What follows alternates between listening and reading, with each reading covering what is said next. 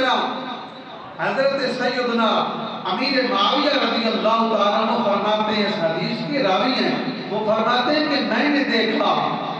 جب صلح ہوئی تو آپ نے فرمایا کہ میں نے اپنی آنکھوں سے دیکھا کہ نبی پاک صلی اللہ علیہ وآلہ وسلم حسن مجتبیٰ کے لبوں کو چوس رہے ہیں۔ حضرت حسن مجتبیٰ کے لبوں کو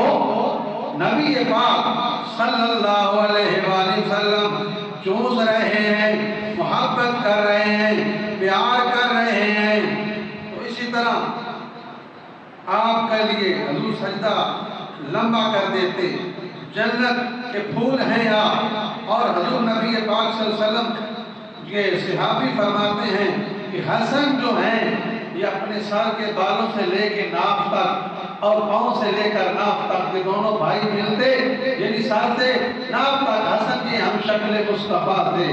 اور نیچے جو دھار ہے حضور نبی پاک صلی اللہ علیہ وسلم کا، یعنی دونوں بھائیوں کو ملائے تھے تو ان سے یعنی پوری نبی پاک صلی اللہ علیہ وآلہ وسلم کی شکل بنتی تھی۔